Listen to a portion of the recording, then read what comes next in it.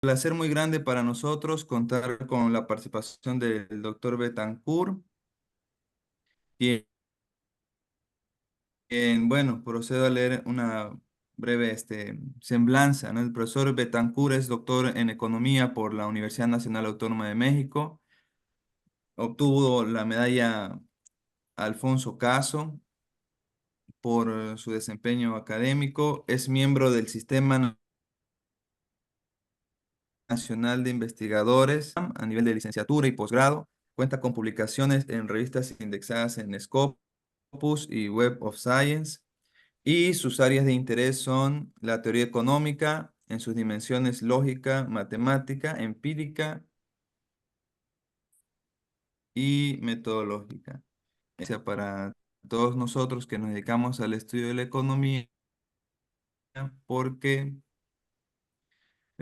constituye pues las bases, ¿no? De la investigación, del quehacer de la ciencia económica y de allí su importancia, ¿no? De estas autoridades de la Facultad de Ciencias Económicas por permitir el desarrollo de este evento. Y bien,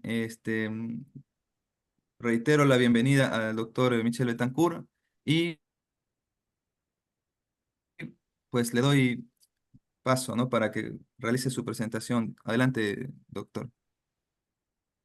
Muchísimas gracias. Y antes que nada, muchísimas gracias por la invitación, ¿no? Muy bien, que se haga estos eventos para hacer, retroalimentación, bueno, de toda América Latina, ¿no? Para, compartir el conocimiento, ¿no?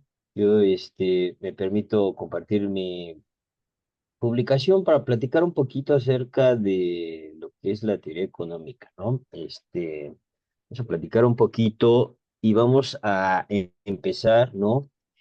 Acerca de, a recordar un poquito que la economía es una ciencia, ¿no? Y como tal debemos de seguir algunos pasos o algunas normas, ¿no? Para construir conocimiento, ¿no? Básicamente la ciencia es eso, ¿no? Es la construcción de conocimiento. Entonces, si nosotros tenemos muy bien en la cabeza que la economía es una ciencia, podemos distinguir un poco acerca de los tipos de generación de conocimiento en la ciencia y cuáles son los que podemos usar y cuáles son otros que no podemos usar.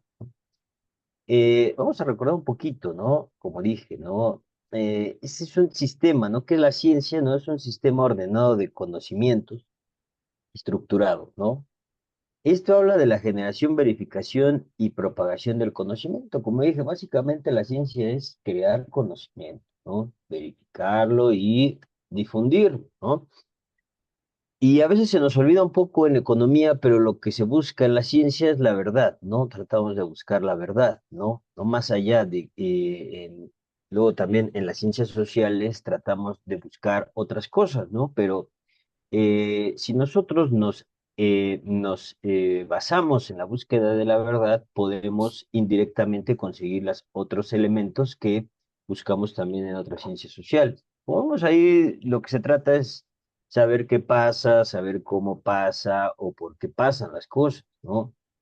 Con esta duda que se genera en la ciencia y con esta búsqueda de la verdad que se genera, tratamos de evitar estas dogmas o ideologías al interpretar o reflexionar los fenómenos, ¿no?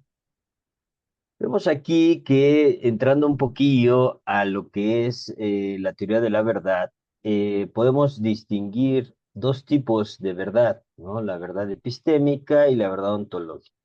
Esto va a ser muy importante en la teoría económica porque si ustedes se dan cuenta, las teorías económicas están construidas más sobre una base, vamos a decirlo así, idealista o abstracta o en la mente. Lo que quiere decir es que son consistentes con la lógica. Es cierto que una teoría económica, si no es consistente, no cumple las teorías, no cumple con las leyes de la lógica de Leibniz, evidentemente esa teoría está incorrecta, ¿no? A menos que digamos que nuestra teoría económica puede vencer las leyes de la lógica de Leibniz, ¿no? Que son inmutables. Y hay otro tipo de verdades que son ontológicas, que son consistentes con la realidad, ¿no? Es decir, puede que nuestra teoría sea consistente con la lógica y cumpla cabalmente con las leyes de la lógica de Leibniz, pero puede ser que nuestra teoría, por ejemplo, no cumpla con una ley fundamental de la naturaleza, que se conoce como la ley de la conservación de la materia de Lavoisier, ¿no? Si no cumple con esta ley, no, evidentemente es incorrecta desde el punto de vista ontológico, no desde el punto de vista epistemológico, ¿no? Entonces hay que distinguir muy bien, ¿no? Que de lo que se trata en la teoría económica es que sea consistente con ambos elementos, con la lógica y con la realidad, ¿no? Usualmente la realidad se prueba después en las teorías, ¿no?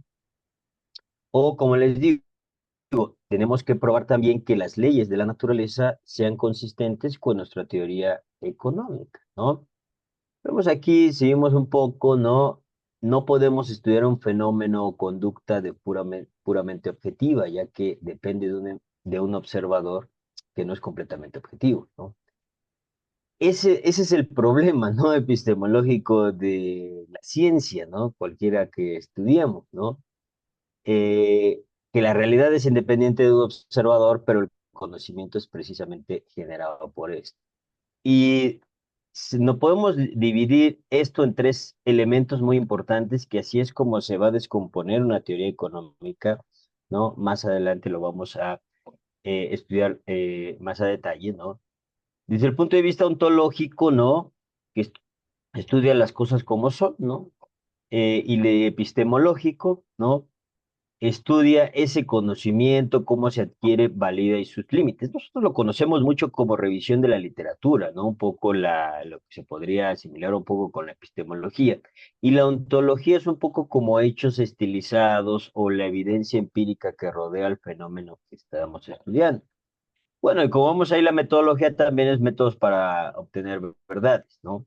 Entonces, lo que tratamos de aquí es tener una parte ontológica, ¿no? Una parte epistemológica y que es parte de la teoría económica para posteriormente con una metodología tratar de aproximar, ¿no? Vemos aquí que nos enfrentamos a dos estilos de construcción de la ciencia. Muy importante porque en economía vamos a ver que un estilo de construcción de la ciencia está obstruido. Nosotros no lo podemos usar por, al ser una ciencia social, ¿no? Cito esa parte de Einstein porque hay una buena interacción, ¿no? Que dice que como las matemáticas, un producto de la razón humana que no depende de ninguna experiencia, puede adaptarse también a los objetos de la realidad. O es decir, cómo la razón humana no puede descubrir sin la ayuda de la experiencia y mediante el razonamiento puro las características de las cosas reales, ¿no? Hay que distinguir dos elementos, uno es la abstracción, ¿no? Alguna idea que se genera en la mente humana, ¿no?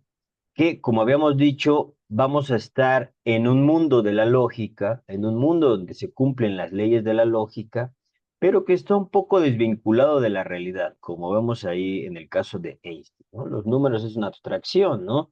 Es un invento del hombre, no nos dice nada, pero sin los números se caen los edificios, ¿no? Que se construyen, ¿no?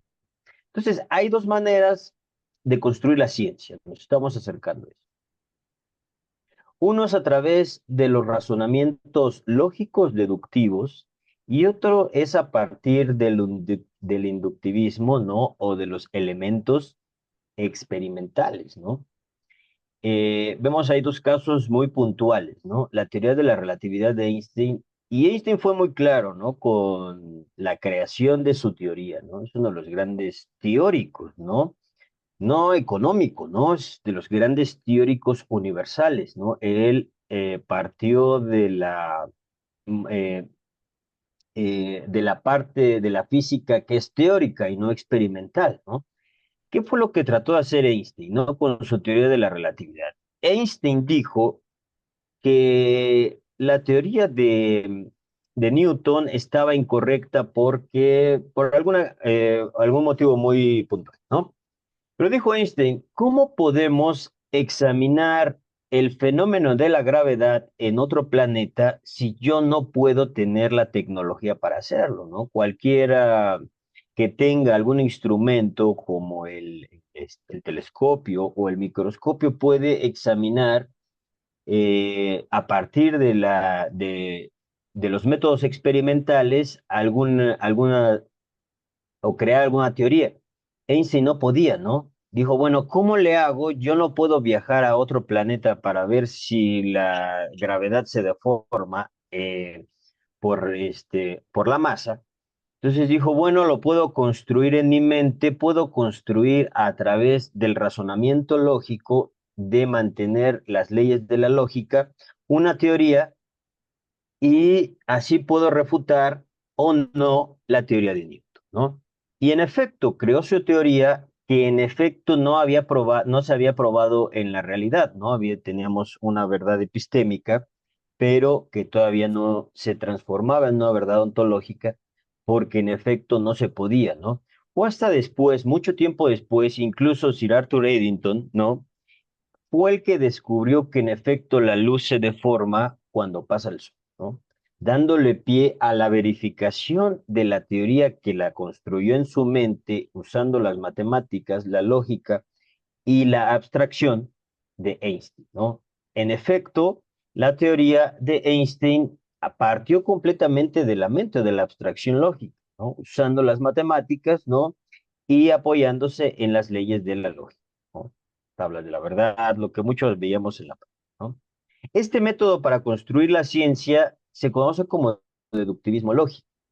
Ahora, el caso de, incluso, por ejemplo, en el caso de contraste, que vemos ahí la imagen de Darwin, ¿no?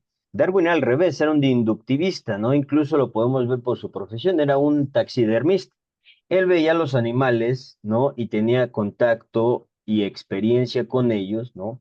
Y a través de ese contacto, ¿no? Con los elementos de la realidad, ¿no? Lo llevó a generar su teoría de la evolución. Es decir, son métodos completamente diferentes, el de Einstein que el de Darwin, pero ambos fueron eficientes para tratar de construir una teoría, ¿no? Tenemos el caso ahí de hervir el agua, ¿no? Yo no puedo saber el punto de ebullición del agua a menos que en efecto haga el experimento. Si no hago el experimento, no lo puedo deducir lógicamente. Y es parte de los límites que tiene el deductivismo lógico, ¿no? Que sí tiene que tener elementos de la realidad para, en efecto, deducir algo, ¿no? Esos son los llamados principios generales, ¿no? En economía el siglo XIX estuvo y siglo XX estuvo rodeado de libros que se llamaban así, ¿no? Economía, principios generales, ¿no? Trataban de descubrir los principios generales para poder deducir lógicamente algunos elementos de esos principios generales. Como digo, nosotros no podemos hervir el agua, no podemos deducir lógicamente el punto de ebullición del agua a menos que hagamos en efecto el experimento, ¿no? Pongo aquí que comentaristas deportivos porque se ve muy claro cuando ellos debaten algo, ¿no? A partir del deductivismo lógico y el inductivismo. Vamos a suponer que se están enfrentando Alemania contra Argentina. Históricamente, los datos históricos arrojan que siempre, la mayoría de las veces ha ganado Alemania a Argentina. Y eso lo dice un comentarista deportivo, lo dice, oye, ¿quién crees que vaya a ganar entre Alemania y Argentina?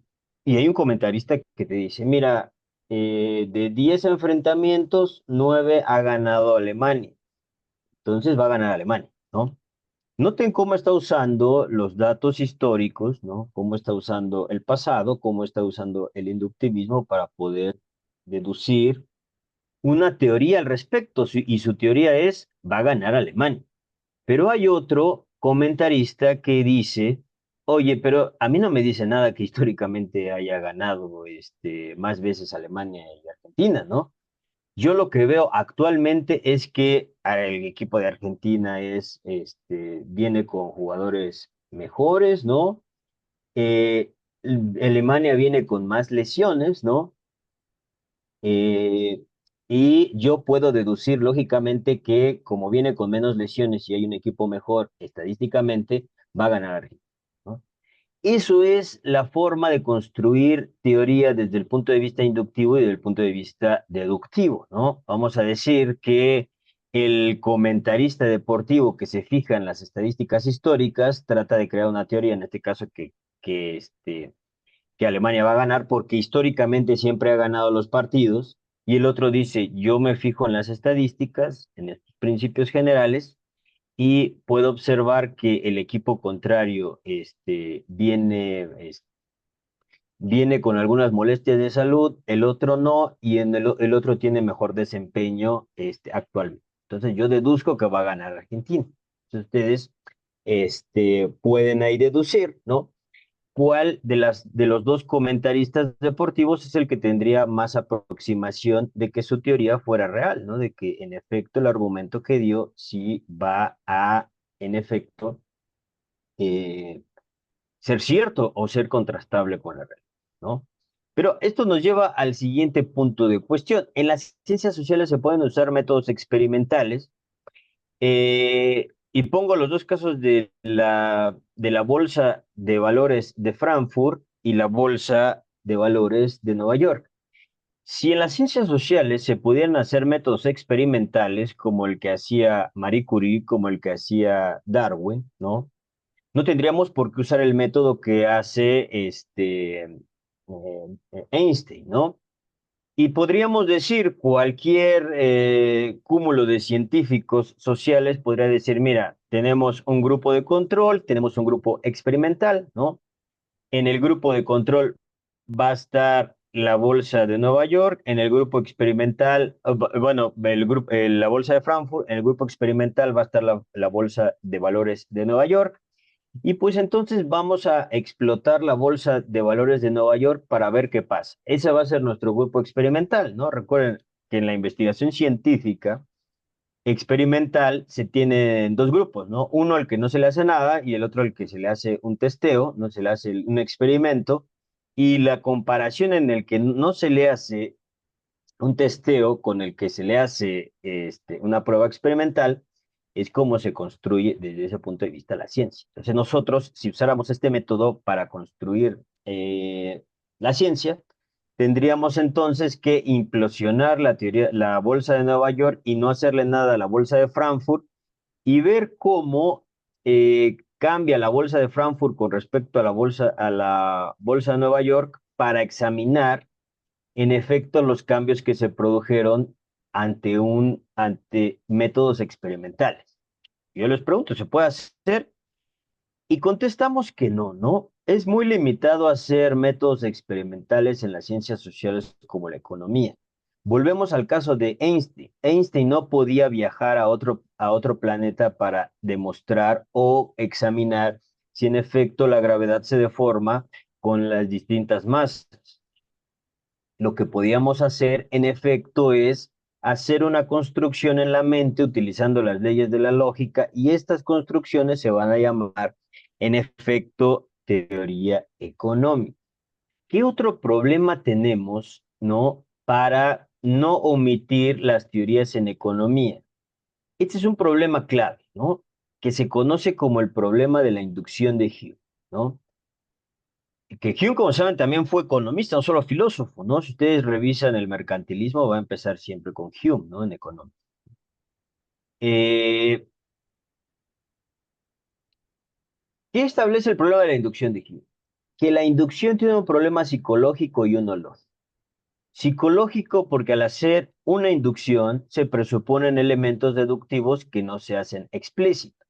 Y lógico porque la observación y la experimentación no poseen una justificación lógica para generarse. Y lo dice muy bien, muy claramente con palabras sencillas, ¿no? No importa que se presenten X número de observaciones, todas ellas elegidas a priori, intentando generalizar el argumento, todos los cisnes son blancos. Pues la mera prueba de un cisne negro refutaría tal inferencia. Es decir, los ejemplos solo sirven para ilustrar, no sirven para demostrar, ¿no? Si van a una facultad de ciencias donde se hace matemáticas, nunca les van a dejar demostrar con una colección de ejemplos un teorema matemático, ¿no? Dice, demuéstrame que todos los números impares son iguales a un número impar. Y nosotros decimos, ah, pues lo voy a hacer con 2 y con 4 y ahí lo demuestro. Se puede, ¿no? ¿Por qué? Si ustedes, si hacen alguna investigación empírica, estadística o econométrica, siempre eligen los elementos que van a estudiar a priori, ¿no? Si yo voy a estudiar a México con Brasil, voy a hacer un contraste entre México y Brasil. Bueno, pero ¿por qué lo hace? Pura psicología, ¿no? No hay una demostración lógica que nos indique que haya una justificación de por qué usar a México y Brasil en nuestro contraste. Y yo voy a estudiarlo del año 2010 al año 2020. Eso también es a priorístico. No hay ninguna justificación desde el punto de vista lógico a que yo elija un periodo a priori de tiempo, ¿no? Para eliminar eso es un poquito lo que hace Piketty, ¿no? Piketty dice, vamos a estudiar los datos desde la historia, desde el inicio de la humanidad hasta donde vamos, ¿no? Y así ya no está agarrando los datos a priori, ¿no? Porque dice, pues desde todo, vamos a agarrar todos los disponibles, ¿no? En efecto, ¿no? Es un problema que hace débil un poco la historia y los datos para poder generalizar un argumento. Es decir, de la historia de los datos no podemos obtener teorías económicas. Tenemos que enfrentarnos necesariamente, si no bien a las matemáticas, a la lógica, ¿no? Tenemos que hacer argumentos lógicos, ¿no? Para ello, ¿no? No podemos, es como otra vez, ¿no? Regresamos, es como el comentarista que está diciendo que está llevando los datos históricos para decir que va a ganar Alemania porque siempre le ha ganado históricamente, pero no hay ninguna razón en los hechos o en la deducción que nos diga que en efecto, como siempre va a ganar, como siempre ha ganado Alemania, siempre va a ganar, ¿no? Es muy oscuro, muy nebuloso, ¿no? Aquí, bueno, en economía conocemos el problema de la inducción de Hume como la crítica de Lucas un poco, ¿no? Es un poco lo que decía Lucas, ¿no? O sea, no podemos usar el pasado para predecir el futuro porque los comportamientos cambian. Esto ha hecho muchos avances ya recientes, la econometría moderna, de decir, bueno, sí, en efecto, hay una cierta crítica, ¿no? Pero que nosotros tratamos de vencer, ¿no? Muchos bancos centrales o mucha economía contemporánea ya trata de vencer la crítica de Lucas. Pero en esencia era el problema de la inducción de Hume, ¿no? Antes decían, vamos a examinar econométricamente un periodo específico y hacemos el examen histórico a eso para poder hacer predicciones y hacer uso de la política económica, ¿no? ¿Y qué pasaba? Que esos estudios econométricos no se ajustaban con la política económica, es decir, no hacían la misma política económica esperando los resultados del pasado y veían que no era lo mismo, que los agentes se comportaban de una manera diferente a los modelos econométricos que se especificaban. Lucas vio eso y dijo, bueno, es que no se puede predecir el pasado con el futuro. Volvemos al caso del comentarista deportivo que usa los datos pasados para poder arrojar una estadística futura. Eso es lo que pasó aquí, ¿no? Dice Lucas, bueno, entonces tenemos que usar teoría económica para poder predecir ciertas partes de los elementos, ¿no? Del comportamiento, asumiendo que los agentes puedan cambiar sus comportamientos o cambiar de opinión, ¿no? Y haciendo un híbrido entre la econometría y la teoría económica, podemos en efecto tratar de predecir el curso de los fenómenos de manera más precisa que si nosotros solamente hacemos econometría sin algún fundamento teórico, ¿no? Entonces, esto nos deja dos conclusiones, ¿no? Las teorías económicas fungen como una alternativa a la obtención de conocimiento científico en áreas como la economía, donde tenemos límites al usar los métodos experimentales, ¿no? El empirismo solo nos da las correlaciones, pero la teoría nos da las explicaciones, los mecanismos de transmisión. El único capacitado para explicar los fenómenos económicos es la teoría económica. El empirismo solamente nos va a dar siempre correlaciones. Nosotros vamos a usar la deducción y la lógica para unir esas correlaciones en forma de explicaciones o de mecanismos de transmisión, ¿no?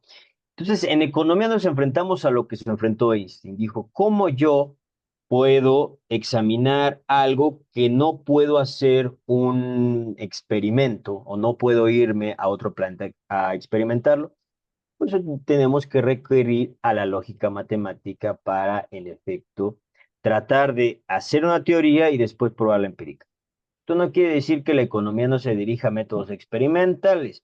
Pongo ahí un artículo del Quarterly Journal of Economics, ¿no? En el que sí ya empiezan a haber estudios experimentales donde se empiezan a hacer grupos de control y grupos experimentales durante varios tiempos, ¿no? Y ya empiezan a estudiar e investigar la economía desde el punto de vista experimental. Ustedes traten de hacer un experimento económico, ¿no?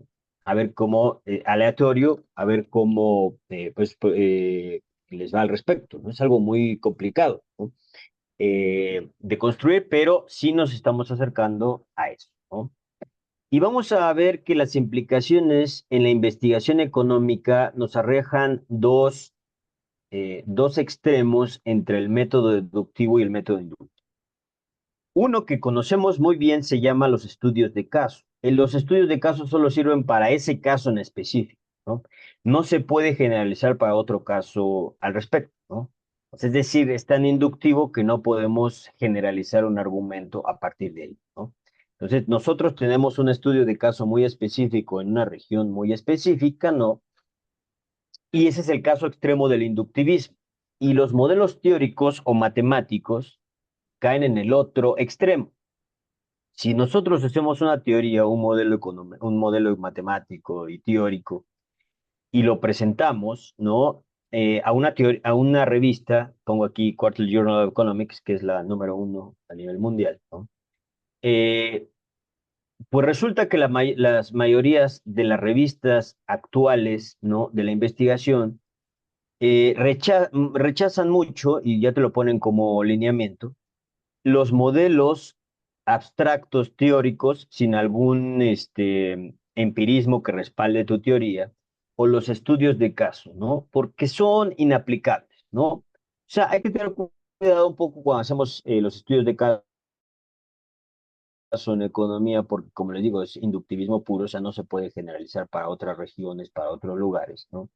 Y las teorías abstractas también son mal vistas en las revistas de investigación porque no se está probando la teoría que estás haciendo. Entonces, ¿cuál es la filosofía de la ciencia actual, ¿no? O la sociología de la ciencia en economía? Es que presentemos un modelo teórico con alguna evidencia empírica al respecto, ¿no? Y que tratemos de limitar los estudios de caso, ¿no? Aquí pongo algunos ejemplos, ¿no? De teorías que primero se teorizaron y después se comprobaron en la realidad, ¿no? Vemos aquí los agujeros negros, se teorizaron antes, ¿no? En la mente humana, en la abstracción, en las teorías, y después se corroboró su existencia en la realidad, ¿no? Entonces, todas estas son ideas deductivas que después se probaron empíricamente, ¿no? Como lo hace un poco la economía, ya que no tenemos métodos experimentales.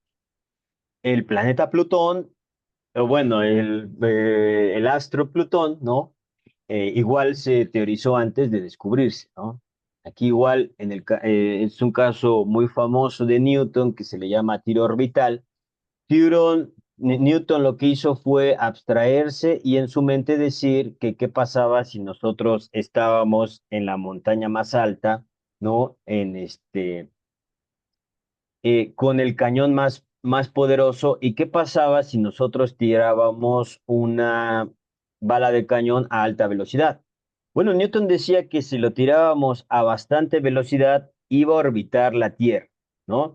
Como ven, los supuestos en los que se basa este ejemplo de Newton son falsos, no son reales, porque Newton ni siquiera hizo el experimento. Bueno, se hizo después, ¿no? A Newton, ¿no? Y dijo, bueno, yo me voy a abstraer, ¿no? Y estos supuestos los voy a usar, ¿no? Pero oye, Newton, ¿qué rayos es eso de un cañón lo más grande del mundo? ¿Y qué es esto que te vas a la montaña más grande del mundo? ¿Y qué es esto de que tires el cañón a la más alta velocidad posible? Todo eso son abstracción, ¿no? Materialmente no se puede tener eso y no existe, ¿no? Newton dijo, a ver, vamos a abstraernos y vamos a ver qué pasa. Después se corroboró que en efecto su teoría era cierta del giro orbital, pero noten cómo estaba basada en supuestos que pudieran ser un poco débiles desde el punto de vista ontológico, empírico, ¿no? Se importaba más en la luz. Y un poco también el caso de la pirámide de Giza, ¿no? Antes, para poder examinar la pirámide de Giza, los arqueólogos hacían algo muy sencillo, ¿no? Y usaban métodos experimentales. ¿Qué hacían? Pues explotarlo todo, ¿no? Ponían dinamita, explotaban y después averiguaban qué descubrieron, ¿no? Pero después el gobierno no dijo, oigan, si siguen explotando y explotando las cosas, se va a caer la pirámide de Giza, ya no pueden explotar las cosas. Y los arqueólogos dijeron, "Uy, híjole, nos quitaron los métodos fáciles, ¿no? ¿Qué hacemos para poder demostrar los pasadizos y todo si ya no tenemos en efecto el método experimental, ¿no? Ya no podemos explotar bombas. Pues muy sencillo. Lo que hicieron es, oye, tenemos geometría, tenemos matemáticas, tenemos la abstracción, lo mismo que hizo Einstein, ¿no? Si yo no puedo tener acceso a los métodos experimentales, voy a usar mi mente, voy a usar el razonamiento lógico, voy a usar las matemáticas para tratar de construir algo que se conoce como teoría y después corroborar.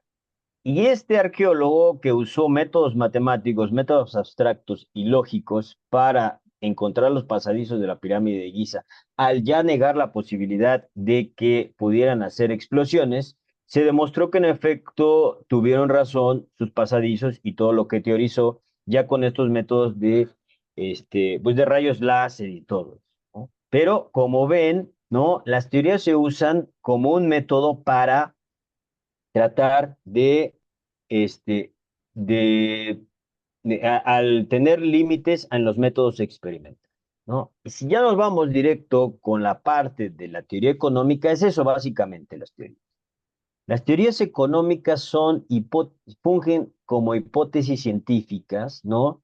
Que después se usan para la evaluación empírica, ¿no? Entonces, no, exacto, como lo hizo en Einstein o como lo hizo este arqueólogo francés, que se me olvidó su nombre, pero salía en el videojuego de Assassin's Creed, ¿no?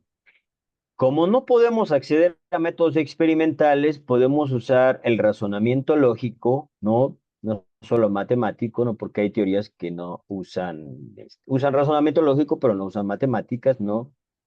Para hacer esas hipótesis científicas, que después se comprueban en la realidad, ¿no? Y como vemos ahí, hay diferentes métodos para construirlas, lógico-deductivas, como el caso de Einstein, y inductivas como el caso de Darwin o Marie Curie, ¿no? Sé que hay que tener muy claro que en economía nos tenemos que enfocar en la parte científica, ¿no? No en la filosofía política de qué es bueno de la libertad individual, control estatal, o en la parte de la filosofía moral de juzgar lo que es bueno o malo desde el punto de vista ético, ¿no? Y proscribir, ¿no? Nos vamos a enfocar siempre en esta parte de la economía positiva, ¿no? Para, en efecto, construir las teorías, ¿no? Ahora, ¿qué pasa? ¿Cómo se descompone una teoría económica, ¿no? Vemos aquí que se descompone por tres dimensiones. Una dimensión epistemológica, ¿no?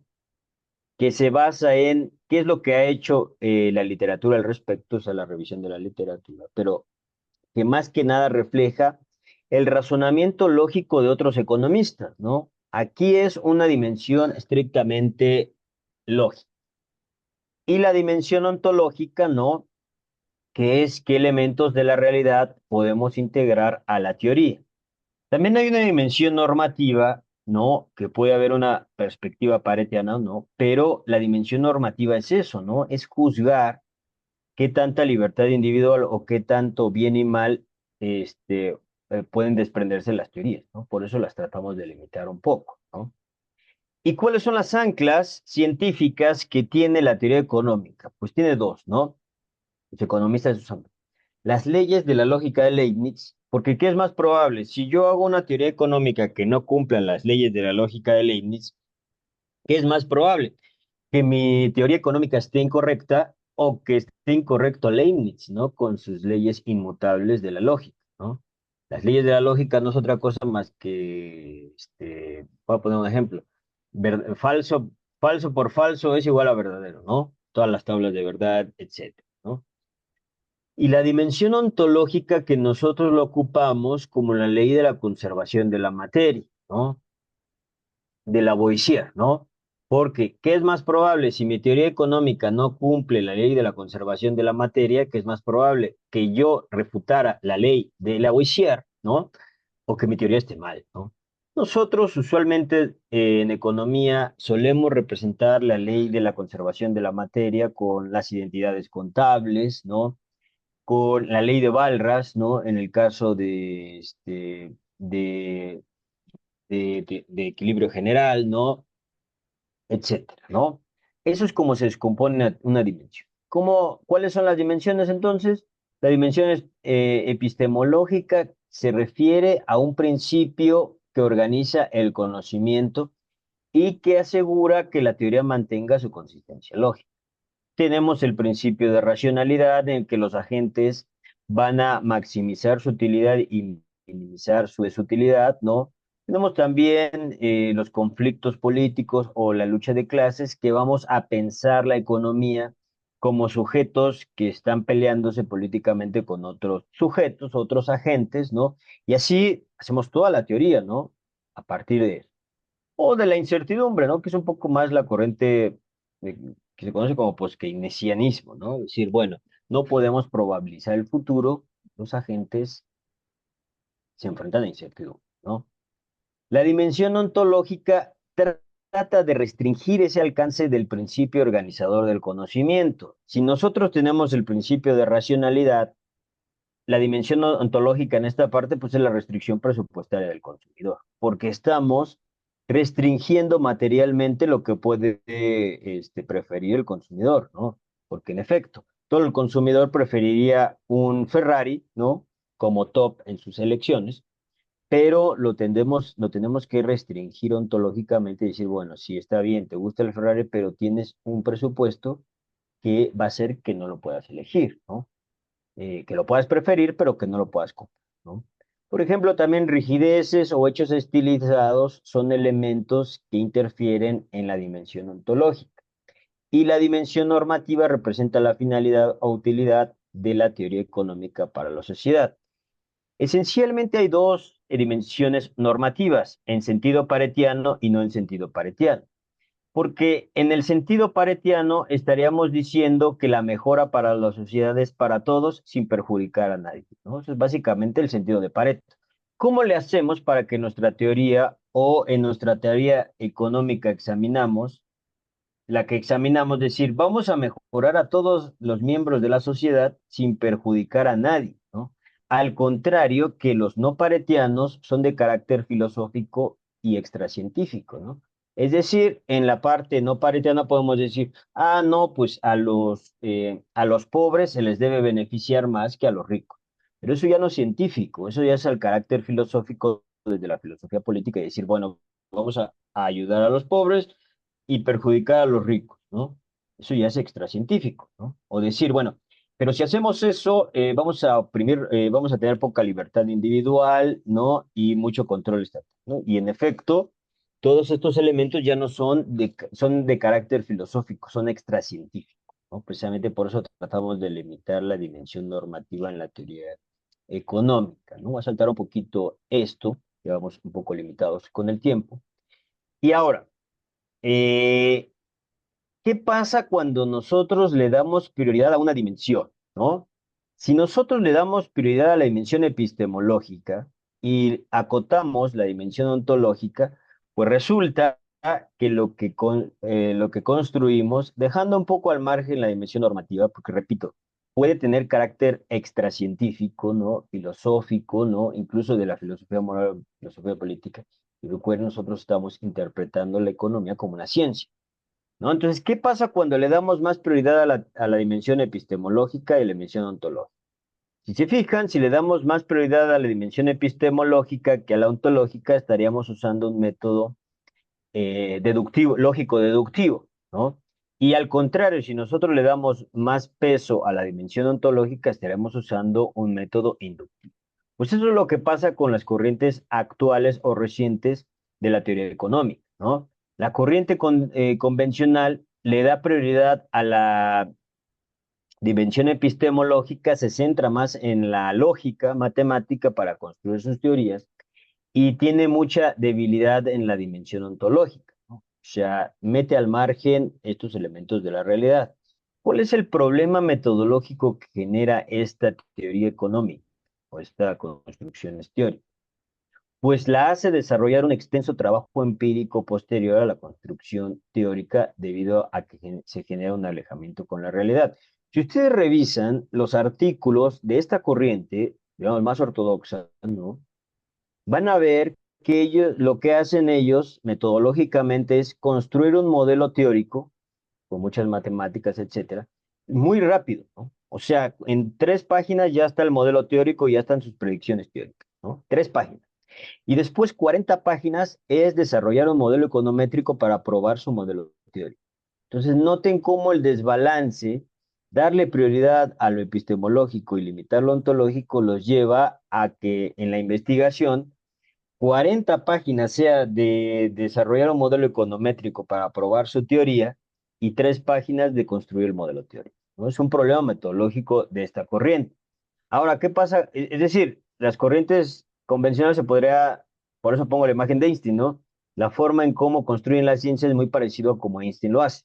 Y las corrientes heterodoxas muy parecido como Darwin lo hace, ¿no?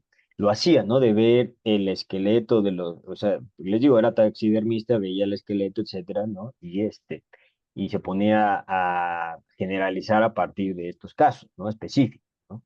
Y en efecto, la corriente heterodoxa lo que hace es darle prioridad a los elementos de la realidad, es decir, a la ontología, y tiene débil su epistemología, ¿no? O sea, es, capta tantos elementos de la realidad que eso debilita explicar los fenómenos, ¿no? Porque vemos que cuando le damos mucho empirismo, perdemos lógica, ¿no?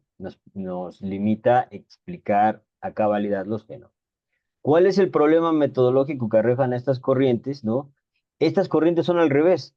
Si ustedes revisan un artículo de las corrientes heterodoxas, lo que hacen es todo el artículo de teoría, ¿no?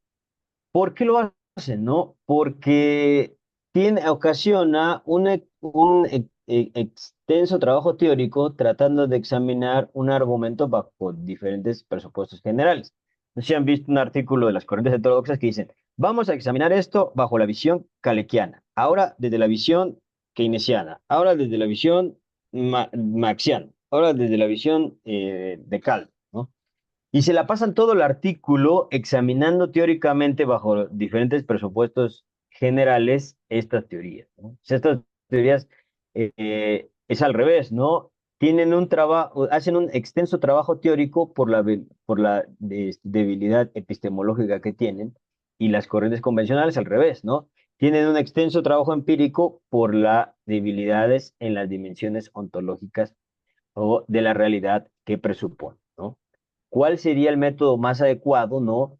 Tratar de limitar un poco el inductivismo y el deductivismo lógico, es decir, colocarle un poquito más de supuestos realistas a tu teoría que estás construyendo, porque eso tiene implicaciones para la investigación muy grandes, ¿no? Como les digo, en la teoría, en las corrientes heterodoxas, ¿no? Ni siquiera les da tiempo de hacer algo empírico, ¿no? Se la pasan haciendo pruebas teóricas o lógicas con todas las corrientes que ellos tienen, ¿no? Que van a revisar, ¿no? Uno de los teóricos más importantes que es Amidabara Dutt, de la corriente heterodoxa, siempre hace eso, ¿no? Hace primero para un modelo calequiano y después marxiano y después otro keynesiano, ¿no? Y se acaba el paper en todo ese desarrollo teórico, ¿no?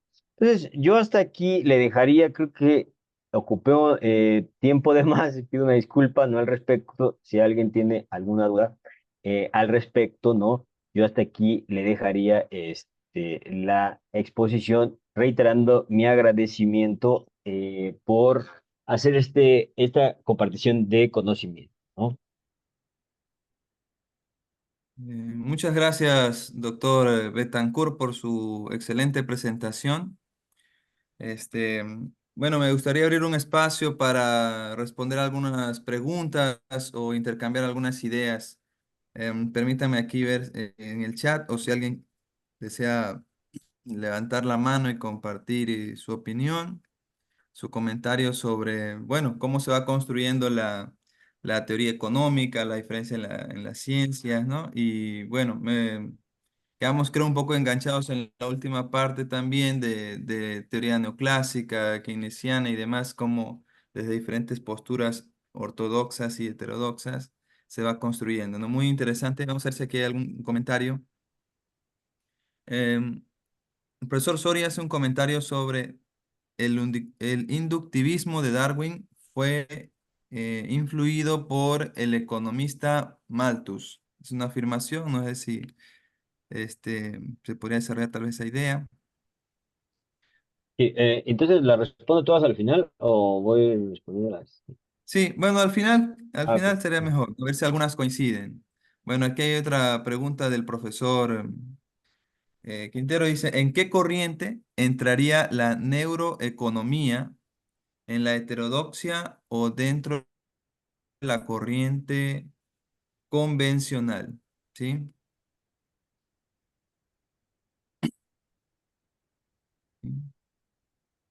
Muy bien. No sé si alguien tendrá alguna otra inquietud o comentario. Profesor, por ejemplo, sobre el desarrollo de ahora de experimentos que hacen sobre todo investigadoras como Esther Duflo, ¿no? Y Banerjee, que, que bueno, ya con los presupuestos que ellos manejan les permiten hacer ciertos experimentos para el estudio de la pobreza. ¿Dónde entrarían ese tipo de investigaciones en este sentido?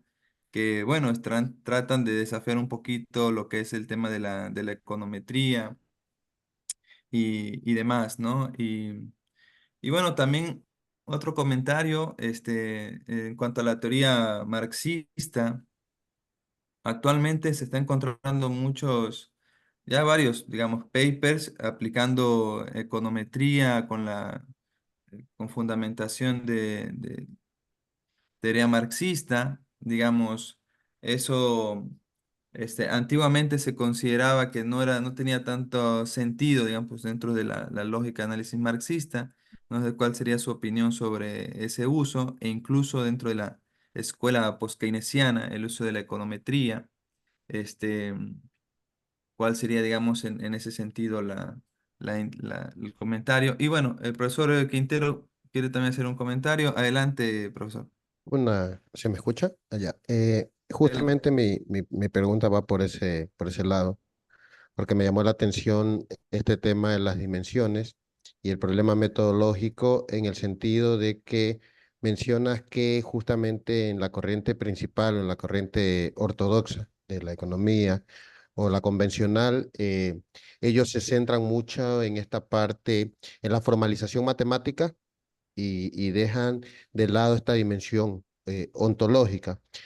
Sin embargo, encontramos más que todo, más que la economía conductual, más que todo sería más ir al lado de la neuroeconomía o toda esta corriente, y nosotros observamos que ellos se centran o se mencionan como una teoría o como una corriente heterodoxa en el sentido de que no siguen la concepción del homo económico o de ese individuo racional. Sin embargo, cuando tú observas varias de sus nuevas investigaciones, sobre todo, y las aplicaciones que le están dando, tú observas que sí hay un centro bastante fuerte en esta formalización, o hay una conceptualización bastante fuerte en esta. Sin embargo, ellos se eh, consideran dentro de como una corriente heterodoxa, y eso me llama la atención, porque la fundamentación formal que tienen dentro de esta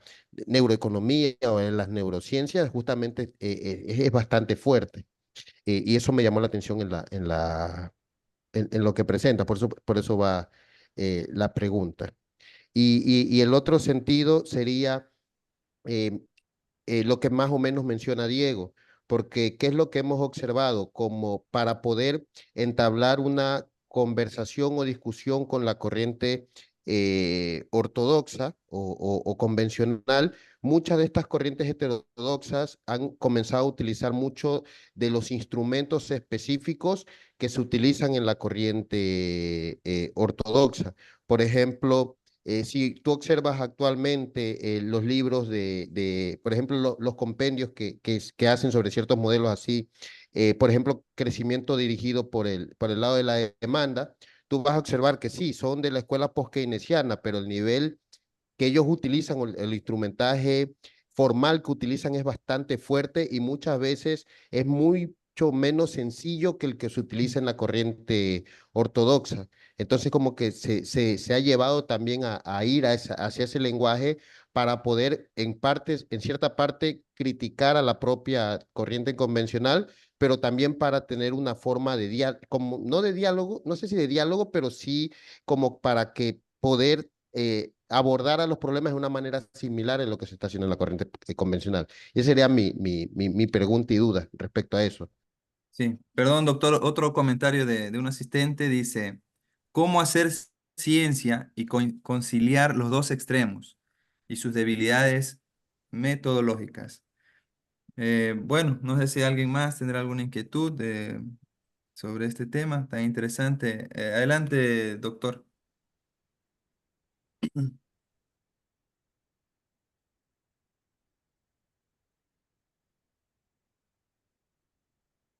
Ya, adelante, perdón, doctor. perdón. Sí, Sí, sí sí, está perdón, bien. pensé que iba a haber otra pregunta. No, Muchísimas, sí, bueno, muchísimas gracias, por todas las preguntas, ¿no? Me agrada mucho, que hubiera tantas. De todas formas, si se les puede compartir, mi correo para que, se amplíe, digamos, más allá la discusión, estaría muy bien, ¿no? Yo de hecho trabajo sobre esto, ¿no? Sobre filosofía de la ciencia, sobre el método de la ciencia en economía. Y sí, ¿no?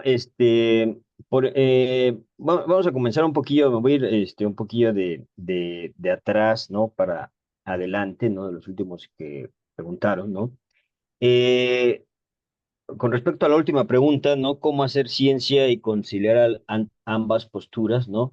Bueno, es un tema complicado desde el punto de vista metodológico, porque si ven el desbalance en las dimensiones en la construcción de la teoría económica, lo que nos lleva a, bueno, lo que lleva a cada corriente es a problemas de metodología, ¿no? Lleva a problemas de metodología que ellas a lo mejor no se dan cuenta, pero tratan de solventar de otra forma, ¿no? Como les digo, unas se la pasan haciendo empirismo casi todo el paper y otras se la pasan haciendo teoría o matemáticas todo el paper, ¿no? En cada de las dos corrientes, ¿no? La forma de tratar de conciliar ambas posturas desde las dimensiones es tratar de equilibrar las dimensiones, ¿no? Es decir, que no podemos enfocarnos un poco en la lógica matemática como lo hace la corriente convencional, ¿no? Siempre y cuando pongamos ciertos elementos de la realidad, ¿no? O sea, porque antes lo que hacía la teoría convencional era eh, pasar todo por el principio de racionalidad y casi no ponerle ningún elemento de la realidad, ¿no? Pero si le ponemos más elementos de la realidad como hechos estilizados, algunas rigideces, que es parte de la gran contribución que hizo Keynes, les dijo a la teoría convencional de su tiempo, digo, oigan, pónganle más rigideces, ¿no? Más cosas de la realidad que no están viendo, ¿no? Y la forma sería eso, ¿no? Desde el punto de vista lógico, es correcto, ¿no? Examinar todo desde las matemáticas como lo hace la corriente convencional, pero colocarle ciertos más elementos de la realidad. Esto lo hacen incluso las corrientes heterodoxas y la metodología que se conoce como Stock Flow Consistent Methodology, ¿no? Esto de acervo flujo, lo hace así, ¿no? Dice, bueno, vamos a tener nuestro marco contable muy preciso y después hacemos la teoría con este marco contable de acervo flujo, ¿no? Stock Flow, ¿no? Y eso es lo que hace, ¿no? Nikiforus me parece que lo hace así, ¿no? Y de esta manera nos permite equilibrar ambas posturas, ¿no? Yo me parece que la forma más sencilla de conciliar ambas es que la corriente convencional pueda integrar más elementos de la realidad, ¿no? Más que desde el punto de vista de las heterodoxas, que que al carecer de debilidades lógicas, trata de tener muchos autores canónicos, ¿no? Entonces, me parece que se podrían integrar esos autores canónicos desde el punto de vista lógico. O sea, me parece que tratar de aprovechar las ventajas de cada una, ¿no? Si la corriente heterodoxa tiene ventaja ontológica, podemos ocupar su instrumental como esta stock flow consiste en metodología o las rigideces de los post-keynesianos e integrarlas a la parte que tiene muy bien, mucha ventaja la teoría convencional, que es la parte epistemológica. Con eso ya trataríamos de equilibrar los artículos de investigación con la mitad teoría y la mitad empirismo, como actualmente lo hace la física o lo hace cualquier ciencia de carácter con límites en las experimentales, ¿no? Y bueno, con respecto a lo que dijo, pues sí mismo voy a comentar lo que hizo, lo que me dio el colega Washington, que decía que, bueno, ya actualmente los heterodoxos usan muchas matemáticas, ¿no? Desde mi punto de vista puede ser que esto sea parte un poco desde el avance de las matemáticas en las ciencias, ¿no? Porque en el siglo XIX y en el siglo XX se hacía, y sobre todo, por ejemplo, se ve a Marx, y a los clásicos, construían teorías usando lógica, ¿no? Pero no usando matemáticas, ¿no? Era puro razonamiento lógico, ¿no? Adam Smith, David Ricardo y Marx, ¿no? Había, digamos así, límites al desarrollo de las matemáticas. Y si actualmente los heterodoxos usan más matemáticas, me parece que es el desarrollo natural de la humanidad, ¿no? En el siglo XIX eran limitadas las matemáticas, ahora como son tan sofisticadas y son más accesibles, se pueden usar, ¿no? Me parece que precisamente por eso, y en efecto, ¿no? Tiene toda la razón el colega Washington, porque los heterodoxos usan mucho actualmente las matemáticas, ¿no? De hecho, la parte de los sistemas dinámicos, que es ecuaciones diferenciales, dinámicas y no dinámicas, la tiene más desarrollada la corriente heterodoxa que la corriente convencional, ¿no? Si ustedes revisan un libro de, en efecto, de crecimiento económico, ¿no? O de ciclos económicos, van a ver mayor sofisticación matemática en la corriente heterodoxa que en la corriente convencional, ¿no? Me he metido mucho también al tema de los sistemas dinámicos, ¿no? En economía, tanto lineales como no lineales, incluso en las matemáticas, los no lineales es los que arrojan el caos, ¿no? Desde donde se descubrió el caos en la matemática. Entonces, en efecto, ¿no? A mí me parece que fue más por el desarrollo de las matemáticas, ¿no? Y la accesibilidad a ellas, que por una cuestión, y bueno, eso también lo dice, pues, keynesiano Lavoie, ¿no? Para él es lo contrario, ¿no? Él dice en su libro en defensa de la heterodoxia que más bien lo que la integración de más matemáticas en la corriente heterodoxa es porque querían como que competir con los convencionales, ¿no? A mí me parece que no es tan así porque los heterodoxos no usan el principio de racionalidad, o sea, no se la pasan maximizando, ¿no? Y esto de los sistemas dinámicos y las ecuaciones diferenciales lo refleja muy claro, ¿no? O sea, ellos hacen otro tipo de matemáticas que lo de la corriente convencional. Entonces, si hubiera sido cierto lo que la UA dice, estarían usando maximizaciones y maximizaciones como lo hace la corriente convencional, ¿no? Y bueno, al respecto del Homo economicus, ¿no? Y que si la economía conductual podría ser heterodoxa o no, pues en efecto, ¿no? Que también yo me he metido mucho a este tema de la economía conductual, ¿no? La economía conductual nace y nace no desde la economía, no desde los experimentos, ¿no? Eso ya fue después, nace de la teoría económica, ¿no? Thaler, premio Nobel 2018 por su empujón, ¿no? Que decía que cuando tú te vas a comprar algo o cuando quieres ahorrar, hay una parte de tu mente que te da un empujón y te dice, ándale, cómpralo, te lo mereces, o ándale, cómpralo, no te va a pasar, no, no vas a engordar, ¿no? O ándale, cómpralo, no, tu ahorro no se va a desfalcar, ¿no? Esa parte que te da empujones a la hora de comprar las cosas o etcétera, ¿no? La gran contribución de Thaler a la economía conductual nació de un modelo teórico altamente sofisticado. En los 80 a los 90, Thaler creó un modelo que se basa a su vez en otro premio Nobel 2016, que es la teoría de contratos, en la que hace un modelo de optimización, ¿no? Y dice, vamos a maximizar las preferencias de largo plazo, es decir, lo que él llama el agente, la parte de la mente del consumidor que es racional, pero vamos a ponerle una restricción, ¿no? Matemática, ¿no? Que va a ser el empujón, ¿no? O le que él le dice el hacedor miope. Entonces lo que hace es, ¿cómo puede la parte racional controlar los empujones?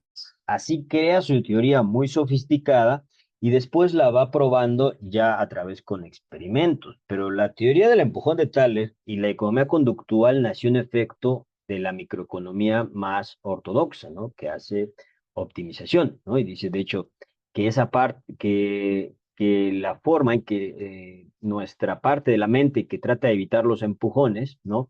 Es con la culpa, ¿no? O con el compromiso, ¿no? Te dice, bueno, ya que te comiste la hamburguesa, ya te habla tu parte racional, te dice, ya ves, te la comiste, ahora vas a engordar, ¿no? O te dice, no te la comas, hay que tener compromiso, ¿no? Es decir, esas dos, o sea, él dividió la mente del consumidor en dos partes, una que te dan un hacedor miope y un agente racional, ¿no? Es decir, solamente limitó un poco la racionalidad convencional, ¿no? O sea, a mí me parece que es parte, la economía conductual es más parte de de la corriente convencional y ortodoxa que una corriente heterodoxa, ¿no? Tal vez surjan ya nuevas métodos o ya haya 100% experimentales, ¿no?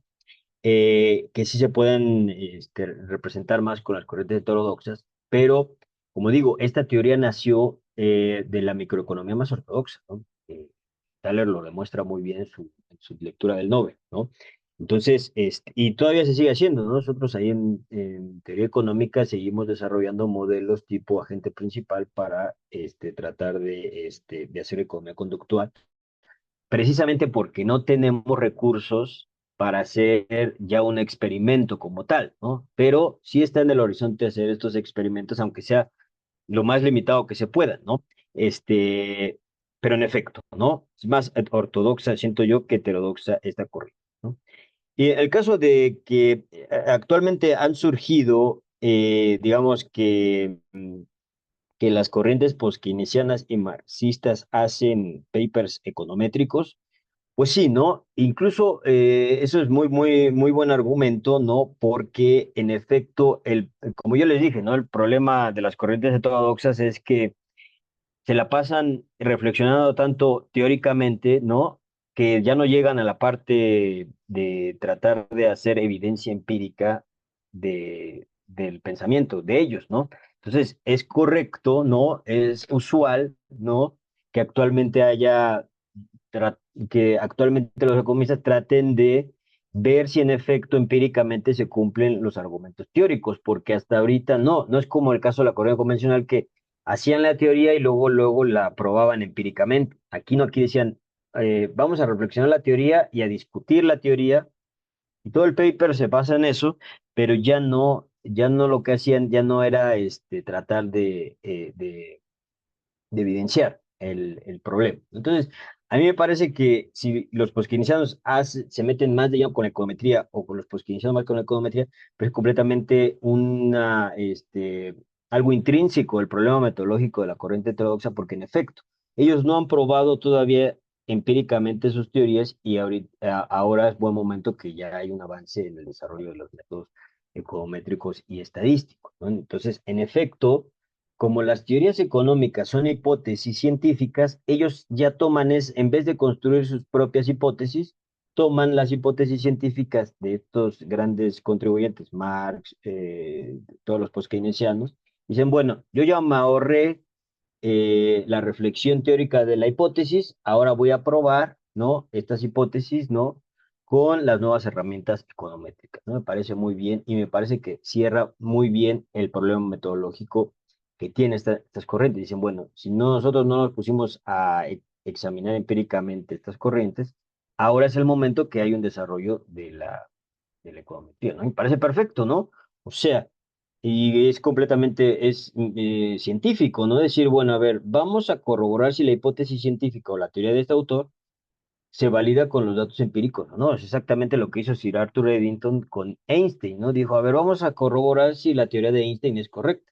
Incluso antes de que la teoría de Einstein fuera evidencia empírica, se denostaba la teoría, ¿no? Decían que ni siquiera podría ser una teoría científica porque en efecto tiene tanta abstracción o tantas cosas idealistas que no se puede corroborar en la realidad, ¿no? Incluso se discutía si era una teoría científica o no. Después de que Sir Arthur Eddington probara empíricamente que tenía razón Einstein, pues ya todo el mundo dijo, bueno, sí es lo más científico que existe actualmente en la ciencia, ¿no? Entonces me parece muy bien. Los experimentos de Sturdo-Flow me parece muy bien, ¿no? La economía conductual, si podemos decirlo actualmente, pues sí ha tomado dos vertientes, ¿no? La vertiente que sigue haciendo gran sofisticación matemática a partir de problemas de maximización, ¿no? De la utilidad de los dos, del agente racional que te da y del que te da empujones, pero también toda la parte experimental, ¿no? Y como les digo, ¿no? Yo puse un artículo del Quarterly Journal of Economics que lo que tratan de hacer es probar el problema de las armas en Estados Unidos. Y en efecto, ¿no? Sí nos estamos acercando a la parte experimental en economía, ¿no? Que recordar que las teorías, este, suplen eso, suplen estas debilidades experimentales, ¿no? Pero sí requieren mucho presupuesto, ¿no? Estamos paso por paso, ¿no? Pero, por ejemplo, en el caso de los experimentos de Flow, ellos tienen muchísimo presupuesto para hacer esos experimentos, ¿no? Y también recordaba un poco que, digamos, que los experimentos no solamente tienen que reflejar un pago, ¿no? Sino que lo que interesa, ¿no? Eso es un poco lo que los biólogos y los químicos llaman diseño experimental, ¿no? Nosotros que vamos a hacer diseño experimental en economía no simplemente tiene que ser hacer transferencias, ¿no? Porque, bueno, para un grupo de investigadores privados o con pocos recursos, pues sí es muy complicado hacer lo que hacen Flow, ¿no? Sus experimentos, ¿no? Pero interesa es examinar las conductas, ¿no? Que hay después de algún fenómeno económico, ¿no? Por ejemplo, nosotros lo que queremos hacer, pero bueno, todavía está un poco muy preliminar, es examinar si los precios de los productos chatarra afectan el consumo de estos productos chatarra, ¿no? Entonces, ¿qué se tiene que hacer? Es, en efecto, alterar esas circunstancias, ¿no? Es decir, bueno, a ver, si nosotros queremos probar si los precios de los productos chatarra influyen en la compra de productos chatarra, pues cámbiales el precio y pon la ensalada muy barata y el precio del producto chatarra más elevado. Si siguen comportándose así, si siguen comprando mucho producto chatarra, es que en efecto los precios no importan, ¿no? Y si te compran más ensalada que producto chatarra, es que los precios sí influyen en la compra de producto chatarra, ¿no? Pero en efecto, este ejemplo de experimento es más barato que los que hacen en efecto Duflo, ¿no? Es decir, que la corriente conductual, lo que va a hacer, la limitación de recursos para hacer estas investigaciones, lo que va a hacer es más investigaciones desde el punto de vista teórico, matemático, ¿no? Que desde el punto de vista experimental, ¿no? Por la limitación de los recursos, ¿no? A menos que se hagan diseños experimentales más baratos, ¿no? Si se desarrollan diseños experimentales que sean más baratos en costos, a lo mejor pudiéramos pasar ya la economía conductual a la parte más experimental que a la parte más lógico-matemático, ¿no? Y también el comentario que me dijeron de la neuroeconomía, no estoy muy cierto si es parte de la economía conductual, ¿no? Este, o qué es en sí la neuroeconomía, ¿no? Pero sigue siendo lo mismo, ¿no? Sigue aplicando el mismo que la economía conductual, ¿no? Si tenemos limitaciones experimentales, vamos a desarrollar más elementos matemáticos, ¿no? O lógicos, ¿no? Y si podemos tener más elementos experimentales, vamos a dejar un poquillo, vamos a hacer más experimentos que elementos matemáticos. Entonces, esto de la neurocoma hay que pensar si es algo de investigaciones como lo hacen los biólogos de neurociencia, ¿no? Puede que nos acerquemos ahí en la medida que haya recursos y pocas restricciones experimentales, y si no, como hacen los biólogos teóricos, ¿no? Que hacen las cosas matemáticas para después tratar de hacer el diseño experimental, ¿no? Entonces, decir, vamos a enfrentarnos a más diseño experimental o más teoría, ¿no? Que hacer ya el experimento en sí, ¿no? Pero estamos avanzando poquito a poquito, ¿no? O sea, sí la economía está avanzando un poco ya a la parte experimental, ¿no? Pero seguimos en esa parte, ¿no? La ciencia se parece mucho a la meteorología que, en efecto, a veces tiene razón y a veces no en sus predicciones, ¿no? Pronósticos. Y con respecto de Malthus, ¿no? Que era la última, sí, ¿no? En efecto, eh, eh, bueno, sí era, no, sabía que había ciertos contemporáneos clásicos de Darwin, ¿no? Pero en efecto, ¿no? Hay que examinar, en efecto, me parece que a Malthus a lo mejor pudo haber sí obtenido alguna clase de inducción para generar sus teorías, ¿no? Sobre todo esta teoría del crecimiento poblacional, ¿no? Y en efecto, ¿no? Si tenía más inductivismo, la generó más como Darwin que como Einstein, ¿no? Pero recordar un poco que todos estos autores clásicos, ¿no? Y Marx estaban un poco limitados por el desarrollo de las matemáticas y lo que hacían era razonamiento lógico más que razonamiento lógico matemático, ¿no? O sea, decía, que hacían más investigación desde su razonamiento en la mente, ¿no? Como el caso de Malthus, ¿no? Su teoría es muy buena, ¿no? O sea, bueno, tengo unos colegas que la investigan, ¿no? Actualmente, ¿no? Pero no tiene ni un gramo de matemática, ¿no? Pero sí tiene un razonamiento lógico que puede ser creíble o puede ser una hipótesis válida para corroborar en la realidad, ¿no? Entonces, esos serían mis comentarios, ¿no? A reserva de que alguien tenga más, ¿no? Todos modos, yo voy a dejar mi correo por si alguien quiere ahondar al respecto, ¿no? Tengo algunos artículos, bueno, uno, ¿para qué sobre esto del tema de la economía, ¿no? Del método de la economía y de los problemas metodológicos que existen en las corrientes, en ambas corrientes teóricas, ¿no? Desde el punto de vista de la teoría económica, ¿no? Hasta aquí le dejaría y yo les agradezco muchísimo todas sus preguntas. Muchas gracias, doctor, por contestar las preguntas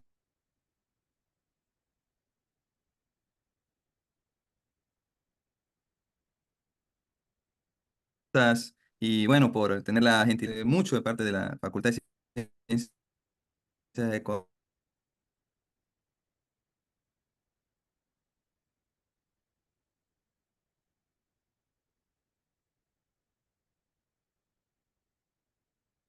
de la Universidad de Guayaquil. La mayoría resalta la importancia de la economía como ciencia y de lo que se debe hacer, ¿no? Para hacer una investigación científica.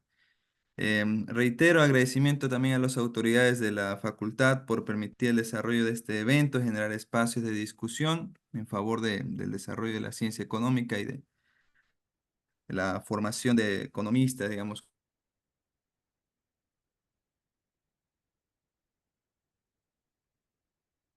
con buenas bases, ¿no? Metodológicas, por su tiempo, compartir sus conocimientos y esperamos que sea la primera de muchas intervenciones y podamos continuar desarrollando pues actividades, ¿no? Con la UNAM, con la Facultad de Economía de la Universidad de Guayaquil y bueno, finalmente a los participantes que están bastante interesados en estos temas, les agradezco. Doctor, que tenga un excelente día. A todos, muchas gracias. Hasta una próxima ocasión. Igualmente, yo Esté muy agradezco bien. muchísimo Muchas la gracias, invitación, ¿no? doctor. Gracias. Muy bien. Pasen bien. Gracias a todos.